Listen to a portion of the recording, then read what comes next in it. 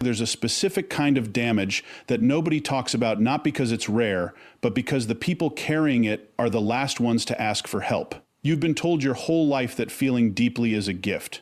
And it is. But here's what they never warned you about. When someone with that gift gets hurt not once, not twice, but repeatedly, something happens inside that goes far beyond sadness. The nervous system starts rewriting its own code. The heart that was once open, by default, starts running threat assessments like a security system that's been broken into too many times. And the cruelest part? The more you feel, the more you absorb not just your own pain, but the pain of the very person who caused it. Today, we're pulling back the curtain on what's actually happening inside an empath when the world keeps taking advantage of the one thing that makes them extraordinary. Most people think emotional pain is just a feeling, something that lives in the chest, maybe behind the eyes, something you process and eventually move past. But when you are an empath who has been hurt repeatedly, the damage doesn't stay in the emotional layer. It drops down. It goes deeper. It rewires the very biological system that was designed to keep you alive. The human nervous system has one job above everything else: protect the body from threat. It doesn't care about your relationships. It doesn't care about your values or your desire to love people well. When it detects danger often enough, it makes a decision without your permission. It shifts from a state of openness into a state of chronic vigilance. And for an empath, that shift is catastrophic in ways that are invisible to everyone around them, and sometimes even to themselves. Here's what most people don't understand about empaths. Their nervous system was never built with thick walls. By nature, by wiring, by whatever combination of genetics and early experience shaped them, empaths come into every room, every conversation, every relationship with an open channel. They pick up on micro-expressions most people filter out. They sense tension in a voice before the words even form. They feel the emotional temperature of a space the moment they walk into it. This is not a choice. This is hardware. And for a long time, it works beautifully. It makes them incredible listeners, deeply intuitive partners, the kin of people others magnetically gravitate toward. But then the hurt starts. And it doesn't stop. Maybe it's a partner who uses their sensitivity against them. Maybe it's a parent who always made them feel too much, too intense, too needy for simply reacting to pain. Maybe it's a pattern of friendships where they gave everything and received almost nothing in return. Whatever the source, the pattern is the same. Pain comes in. The empath opens up to process it because that's what they do. They feel things fully. And then before that pain is even halfway processed, more arrives. The nervous system takes notes. This is important to understand. Your nervous system is not passive. It is constantly learning, constantly updating its model of the world based on what keeps happening to you. And when what keeps happening is emotional violation, when openness keeps getting punished, when vulnerability keeps getting exploited, the nervous system does what any intelligent system does when a strategy fails repeatedly. It abandons that strategy entirely. It stops waiting for threat. It starts expecting it. This is the shift that changes everything for an empath. The body moves from a responsive state into a predictive one. Instead of reacting to danger when it appears, the nervous system begins generating a low-grade threat response around the clock. Cortisol levels stay elevated. The muscles around the jaw, the shoulders, the chest hold a tension that never fully releases. Sleep becomes shallow because the brain refuses to fully disengage from its monitoring function. The empath wakes up tired because their body has been working all night, scanning for something that might hurt them. And here is where it becomes particularly cruel for someone who feels everything at this depth, because their open channel doesn't close, not fully, not right away. It just fills with static. They still pick up on everything around them, every emotional signal, every shift in someone's mood, every unspoken tension in a room. But now, instead of processing those signals with curiosity or compassion, they process them through a filter of danger. Is this person about to hurt me? Is this kindness real, or is it a setup? Is this moment of peace the calm before something I should already be bracing for? What was once a gift starts functioning like a wound sensor.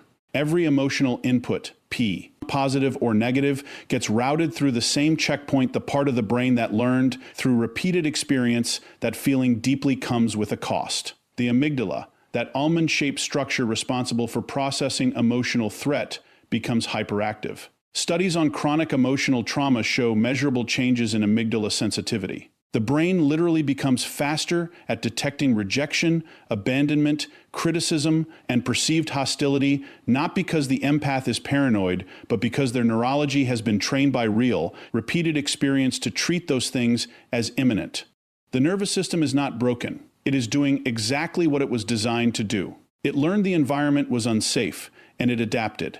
But that adaptation, inside a person who was built to connect, to feel, to absorb the world around them at full volume, that adaptation comes at a price that compounds quietly, invisibly, every single day. There is a layer of suffering that exists exclusively inside people built the way empaths are built, and it is almost never spoken about with the precision it deserves.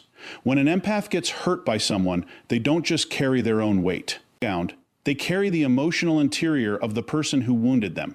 They feel the anger, the insecurity, the shame, the unresolved chaos living inside the very person causing them harm. And that is not a metaphor. That is a neurological reality that turns every act of emotional violence into a double injury. To understand why this happens, you have to understand what makes an empath different at the level of the brain. Research on mirror neurons, those specialized cells that fire both when you perform an action and when you observe someone else. Performing it suggests that highly empathic individuals have a more reactive mirror neuron system than the general population. When someone else feels something, the empath's brain doesn't just register that intellectually. It simulates it internally. It runs the emotion through its own circuitry, as if the empath were experiencing it firsthand. This is why empaths often can't explain how they know what someone is feeling. They don't deduce it. They feel it directly, from the inside out. Now place that wiring inside a situation of repeated hurt. Place that open, absorbing, deeply simulating nervous system inside a relationship where someone is causing consistent pain. What happens is not simply that the empath suffers their own emotional response to being hurt. What happens is that they simultaneously download the emotional state of the person doing the hurting. Think about what that actually means in practice. The person hurting an empath is rarely operating from a place of peace. People who repeatedly wound others are almost always running on something unresolved. Repressed rage, deep shame they can't face, fear of abandonment they've never processed, a childhood they never recovered from. Insecurity so vast they have to diminish others just to feel level. These are not calm internal landscapes. These are turbulent, dark, chaotic emotional environments. And the empath, by virtue of how they are wired, absorbs all of it. So in the middle of being hurt, while managing their own pain, their own confusion, their own grief, the empath is also holding the attacker's rage, the attacker's shame, the attacker's fear. They feel the weight of all that unresolved darkness as if it partially belongs to them. And because empaths are also naturally inclined toward understanding, toward finding the reason behind behavior, or toward humanizing even people who are actively harming them, they begin doing something extraordinarily dangerous. They begin making sense of the attacker's emotions from the inside. They feel the pain driving the cruelty, and that felt understanding becomes a reason to stay, to forgive prematurely, to minimize their own suffering, because they can feel how much suffering already lives in the person who caused it. This is one of the primary mechanisms that traps empaths in cycles of repeated hurt. It is not weakness. It is not stupidity. It is a deeply sophisticated emotional intelligence being weaponized against itself. The empath feels the abuser's wound so vividly that it temporarily eclipses their own. They become advocates for the very person destroying them, not because they lack self-respect, but because their nervous system has given them an interior view of that person's pain that most people never get access to. And the accumulation of all this absorbed emotion has a physical dimension that gets almost no attention. The body keeps score in ways that go beyond metaphor. Empaths who have been in prolonged cycles of emotional harm frequently report chronic fatigue has no clear medical explanation. They report a heaviness that doesn't lift with sleep, digestive disruption, tightness in the chest that comes and goes without a cardiac cause. These are not psychosomatic complaints in the dismissive sense of that word. These are the physiological signatures of a system that has been carrying two people's emotional weight for an extended period of time inside one body. The empath is not just processing their own pain.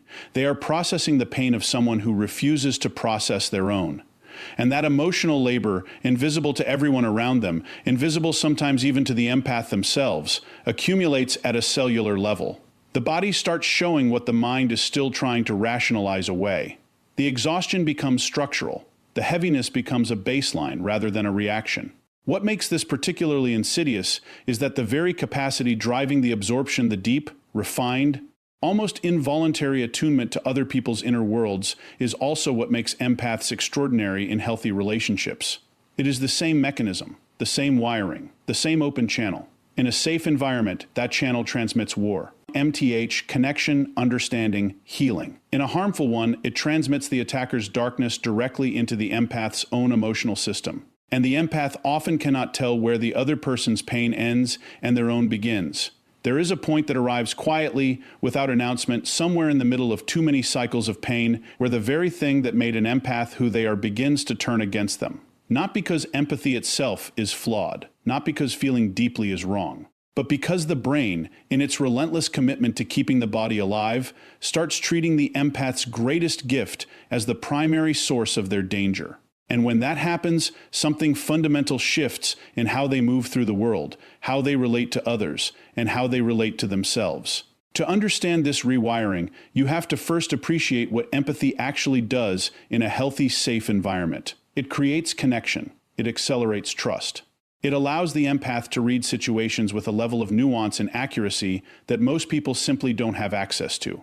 An empath in a healthy relationship is someone who can sense what their partner needs before it. Spoken, who can navigate conflict with unusual emotional intelligence, who can hold space for another person's pain without flinching.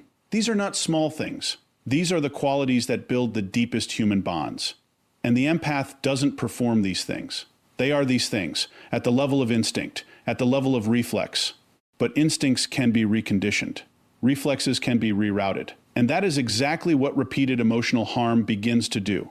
Every time the empath opens up and gets hurt, the brain logs the sequence. Openness led to exposure. Exposure led to pain.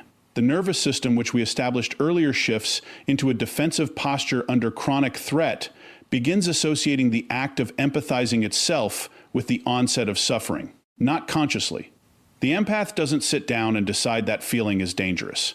It happens underneath awareness, in the older, faster, nonverbal parts of the brain that don't wait for rational input before generating a response. The amygdala doesn't reason, it pattern matches. And the pattern it keeps matching is this: you felt deeply, you got hurt. So the brain begins building resistance around the very mechanism of empathy. It starts inserting friction into the process. Where empathy once flowed automatically, freely, almost effortlessly, it now hits internal resistance. A subtle pulling back, a hesitation that wasn't there before. The empath begins to notice, with confusion and often with grief, that they can't feel things the way they used to, that they are standing at the edge of a conversation or a moment that would have previously moved them deeply, and something inside is holding the door closed. This is not emotional maturity. This is not healthy boundaries being established through wisdom. This is a trauma response dressed in the clothing of self-protection. And the distinction matters enormously because one is growth and the other is damage. And they can look almost identical from the outside, and sometimes even from the inside. The survival liability emerges from a specific contradiction that the rewiring creates. Empathy, even in its compromised, friction-filled, post-trauma form, doesn't disappear. The channel is still open. The sensitivity is still there. The nervous system still picks up on emotional signals from the environment with the same involuntary precision it always has. What changes is what happens after the signal is received. Instead of moving toward what is felt, the empath now moves into assessment, into calculation, into a kind of emotional cost-benefit analysis that runs automatically and exhaustively in the background of every interaction. Is this person safe? Is this feeling going to be used against me? If I show what I'm sensing right now, what will happen to me? The empath's natural response, which was always to move toward, to engage, to connect, now runs directly into a wall of learned anticipation. And caught between an open channel that keeps receiving and a nervous system that keeps warning, the empath enters a state of internal conflict that is profoundly draining without being visible to anyone on the outside. This internal conflict begins bleeding into areas of life far beyond the original source of harm. The empath who was repeatedly hurt in a romantic relationship starts feeling the friction in friendships that are genuinely safe. The one who was wounded by a parent starts misreading the intentions of colleagues who have never done anything threatening. The rewiring doesn't stay targeted. It generalizes. The brain applies the lesson it learned not just to the specific person or situation that caused the harm, but to the entire category of human closeness. Intimacy itself becomes the trigger, not because the empath chose that, not because they want to be distant or guarded or unavailable, but because the nervous system has now filed vulnerability under threat, and every time the empath gets close enough to someone for real feeling to occur, the alarm activates. The gift that was supposed to be the foundation of their deepest connections becomes the thing their own biology is working hardest to suppress. And perhaps the most devastating consequence of this rewiring is what it does to the empath's relationship with their own inner life. Because empathy doesn't only flow outward toward other people, it also flows inward. Empaths tend to have a rich, detailed, highly textured relationship with their own emotional experience. They feel their own feelings with the same depth and precision they feel others. When the rewiring happens, when the brain starts building walls around the mechanism of deep feeling, the empath doesn't just lose access to other people's emotional worlds. They start losing access to their own. They begin to feel numb in moments that should move them, disconnected in situations that should feel significant, like they are watching their own life through glass, present in body, but somehow absent from the interior experience of being alive. There is a specific kind of psychological destruction that happens to empaths who have been hurt repeatedly, and it operates at a level deeper than emotion, deeper than behavior, deeper than the nervous system's threat responses, or the rewiring of empathic capacity. It reaches into something more foundational. It begins dismantling the empath's relationship with their own sense of reality. And once that process starts, once the internal architecture of self-perception begins to crack, everything built on top of it becomes unstable in ways the empath often cannot name or locate or explain to anyone around them. Identity, for most people, rests on a relatively stable foundation of self-knowledge. You know what you value. You know how you feel about things. You know what happened to you and roughly what it meant. You trust your own memory of events. You trust your own emotional reactions as valid data about the world. This foundation is so basic, so assumed, that most people never think about it. It is simply there, the way the ground is simply there beneath your feet. You don't think about it because you never have reason to question it. Empaths, by their nature, have a particularly intimate relationship with this inner foundation. Because they feel so deeply, because they process experience with such intensity and detail, their sense of self is often closely tied to their emotional perceptions. They know what they know because they felt it. They trust what they trust because it moved through their body and registered as real. Their interior world is vivid and textured and precise, and that precision is part of what makes them who they are. Repeated hurt, particularly the kind inflicted by people skilled at manipulation, begins attacking this foundation directly. And it does so through a process that is gradual enough to be almost imperceptible in the early stages. It starts with small contradictions. The person causing harm says something that conflicts with what the empath clearly experienced. A tone of voice that was undeniably cruel gets described as joking. An event the empath remembers with CL. Arity gets reframed or flatly denied. An emotional reaction the empath had, a reaction that was entirely proportionate to what occurred, gets labeled as oversensitivity, irrationality, instability. And here is where the empath's own wiring becomes a vulnerability in a completely different way than before. Because empaths are not only sensitive to other people's emotions, they are also deeply inclined toward fairness, toward accuracy, toward getting things right. When someone they trust presents a version of reality that contradicts their own, the empath doesn't immediately dismiss it. They consider it. They hold both versions simultaneously and examine them with genuine openness, because that is the kind of mind they have. They are not rigid. They are not defensive by default. They are people who genuinely want to understand, who take seriously the possibility that they might have missed something, or misread something, or reacted from a place of their own distortion. This openness, this intellectual and emotional honesty is extraordinary in a healthy context. In a harmful one, it becomes the door through which their sense of reality walks out. Because when you repeatedly hold your own clear perception up against someone else's contradicting version, and you do so with genuine willingness to consider you might be wrong, and the other person is consistent and confident and never wavers in their reframing, the math eventually starts to shift. Not all at once, incrementally. imperceptibly, one small concession at a time. The empath begins adjusting their internal record, softening their certainty about what they experienced, adding qualifiers to memories that were previously unambiguous. Maybe I was too sensitive. Maybe I misread the situation. Maybe my reaction was disproportionate. Maybe I am the problem.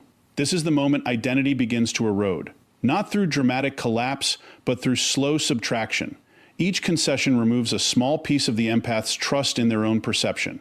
Each reframing accepted as possibly valid chips away at the foundation of self-knowledge that was always, quietly, the thing holding everything else together. And because the process is gradual, and because the empath is genuinely trying to be fair, and because the harm is often wrapped in moments of warmth and connection that make the whole picture confusing, they easily recognize what is happening until the erosion is already significant. What emerges from this process is something that looks like low self-esteem from the outside, but is actually something more specific and more debilitating. It is not simply that the empath begins to feel bad about themselves. It is that they begin to distrust the instrument they use to navigate reality, their own perception, their own emotional responses, their own memory. The very tools a human being relies on to make sense of experience and make decisions and know who they are and what they need. Those tools start returning results the empath can no longer fully trust. They walk into situations and feel something clearly and then immediately question whether what they felt was accurate. They have a reaction and then spend hours interrogating whether the reaction was justified. They remember something and then wonder if they are remembering it correctly or if their emotions contaminated the memory. Every act of inner knowing becomes immediately followed by an act of inner cross-examination. And the cross-examination always carries the voice of the person who trained them to doubt themselves, even when the person is no longer present, even when that person is long gone from their daily life. The empath who once moved through the world with a deep, felt certainty about their own experience begins moving through it with a constant background hum of self-interrogation. And because their empathy is still functioning, because they are still reading the room, still picking up on signals, still processing the emotional environment around them with precision, all of that incoming information now gets filtered through a perception they no longer fully trust. They feel things clearly and doubt the clarity simultaneously. They know things in their body before their mind catches up, and then their mind, conditioned by repeated gaslighting, overrides what the body already confirmed. Most people understand exhaustion as something that follows effort. You work hard, you give a lot, you push through something difficult, and then you are tired. You rest, you recover, and the baseline returns. There is a cause, and there is an effect, and there is a resolution. The exhaustion has a shape, a beginning and a middle and an end, and the body knows how to move through that shape because it was designed. 2. Stress followed by recovery. Depletion followed by restoration. That is the natural rhythm, the biological contract the body expects to operate under. For an empath who has been hurt repeatedly, that contract has been broken, and the breaking of it produces a form of exhaustion that operates by completely different rules. It is not the exhaustion that follows effort. It is the exhaustion that precedes everything. It is not a response to a specific event or demand. It is a permanent atmospheric condition, the emotional equivalent of living at high altitude, where the air is always thinner, where every ordinary task requires slightly more than it should, where the body is always working harder than the circumstances seem to warrant just to maintain basic function. To understand how this happens, you have to trace the full accumulation of everything that has been asked of the empath system across the entire arc of repeated harm. Consider what has been running simultaneously, often for months or years, inside one person.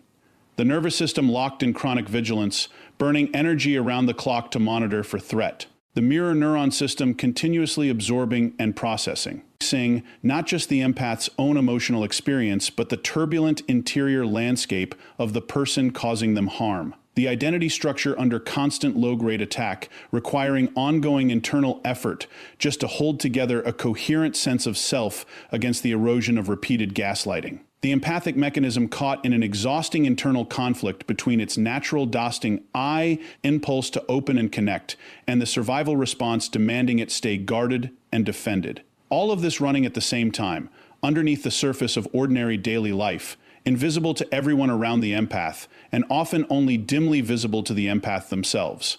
This is not one system under strain. This is every system under strain, simultaneously, without adequate recovery between cycles. And the human body, extraordinary as it is, was not built to sustain that load indefinitely without consequence. The consequence is an exhaustion that becomes structural, that settles into the tissues. That stops being a symptom of something acute and starts being the body's new normal operating state. What makes this particular exhaustion so difficult to address is precisely that it doesn't respond to the interventions that work for ordinary tiredness. The empath sleeps and wakes up tired. They take a break from external demands and still feel depleted. They go on a vacation, they spend time in nature, they do the things that are supposed to restore a person, and they return from those experiences feeling marginally better for a short window, and then sliding back into the same heavy baseline. Because the source of the depletion is not external activity, it is internal processing that never stops. You cannot rest your way out of an exhaustion that is being continuously regenerated from the inside. There is also a cognitive dimension to this exhaustion that rarely gets the attention it deserves. The empath's mind, by this point, is running an enormous number of background processes that consume significant mental bandwidth without producing anything useful. The constant self-interrogation that replaced healthy self-trust. The ongoing threat assessment that now runs automatically in every social situation. The hypervigilance toward other people's emotional states, scanning for the early signals of danger, the way someone who has been in an accident checks their mirrors obsessively while driving. The replaying of past interactions, searching for what was missed, what should have been seen sooner, what could have been done differently. These are not conscious choices. They are automatic processes installed by repeated harm, and they run whether the empath wants them to or not, consuming cognitive resources that should be available for living. The result is a person who appears functional on the outside, who goes to work, maintains relationships, meets responsibilities, moves through the world with what looks like normal capacity, but who is operating on a dramatically reduced internal reserve at all times. Every task costs more than it should. Every social interaction, even a pleasant one, requires a recovery period that seems disproportionate to what occurred. Every decision, even a small one, lands with a weight that feels unreasonable given its actual stakes. The empath begins rationing themselves without fully realizing they are doing it, saying no to things not because they don't want them, but because the internal cost of engagement has become so high that preservation starts taking priority over participation. And underneath all of this, running, quieter than everything else but perhaps more corrosively, is a grief that the empath often cannot fully access or articulate. A grief for the version of themselves that used to feel alive in their own experience. That used to wake up with some kind of forward energy, some appetite for the day. That used to feel things fully and move through that feeling and come out the other side restored, rather than further depleted. The empath who has been hurt repeatedly often carries a dim but persistent awareness that something has been lost, that the person they are now and the person they were before the cycles of harm are not quite the same person, and that the distance between those two versions of themselves has been growing quietly in one direction for a very long time. The exhaustion is not laziness.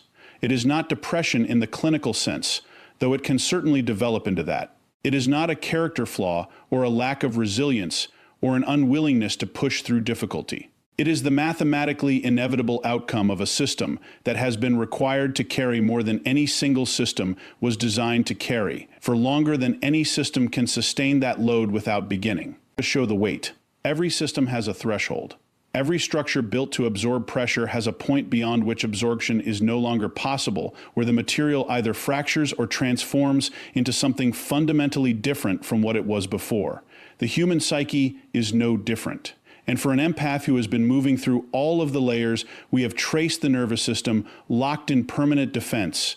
The double weight of absorbed pain, the rewired empathy, the eroded identity, the structural exhaustion. There comes a moment, rarely dramatic, rarely announced, that represents the absolute outer edge of what the system can continue to carry. This is the breaking point. And it is one of the most misunderstood moments in the entire arc of an empath's experience with repeated harm. From the outside, it often looks like nothing. It looks like a quiet Tuesday. It looks like an ordinary conversation that ends without incident. It looks like the empath finally agreeing to something they would have previously resisted, or going unusually still in a moment that once would have provoked a reaction. People around the empath sometimes don't notice it at all. Sometimes. They interpret it as the empath finally calming down, finally becoming easier to be around, finally letting go of their intensity. What they are actually witnessing is a person whose internal load has exceeded the final threshold and whose system has made an involuntary choice between two survival responses that have been building in tension for a very long time. Those two responses are shutdown and breakthrough. And they are not the same thing, even though they can look similar in their early stages, and even though the empath themselves often cannot immediately tell which one is happening to them. Shutdown is what occurs when the system, overwhelmed beyond its capacity to continue processing, simply stops. Not in a chosen, deliberate way. Not as an act of self-protection that comes from clarity, but as an involuntary cessation, the emotional equivalent of a circuit breaker tripping to prevent a fire. The empath who shuts down goes quiet in a way that is different from peace. They become compliant in a way that is different from acceptance. They stop reacting not because they have healed, but because the mechanism that generates reaction